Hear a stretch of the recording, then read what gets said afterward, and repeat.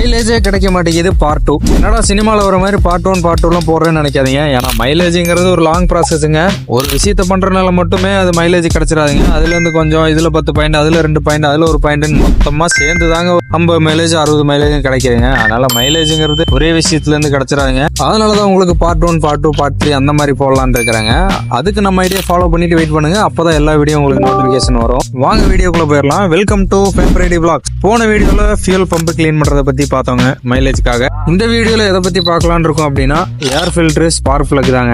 என்னடா பெருசா சொல்லுவான்னு பார்த்தா ஏர் ஃபில்டர் பிளக் பத்தி சொல்லிட்டான்னு நினைக்காதீங்க. ஏன்னா ஏர் ஃபில்டர் பிளக்னு சாதாரணமா நினைக்காங்க. அது பெரிய பெரிய விஷயத்துக்குலாம் யூஸ் ஆகுதுங்க.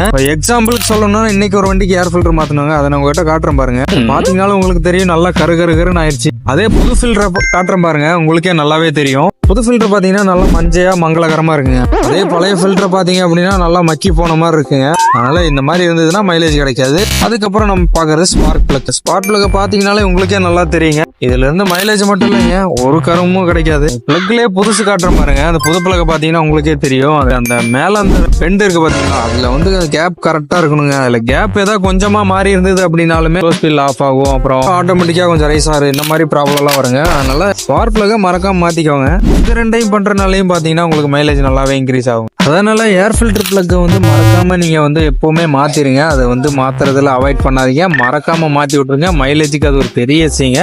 ஓகே, அடுத்து நெக்ஸ்ட் பார்ட்ல சந்திப்போங்க. அதுக்கு முன்னாடி நம்ம ஃபாலோ பண்ண மறந்துடாதீங்க. யூடியூப்ல பாத்துட்டு இருக்கீங்க அப்படின்னா சப்ஸ்கிரைப் பண்ணிக்கோங்க.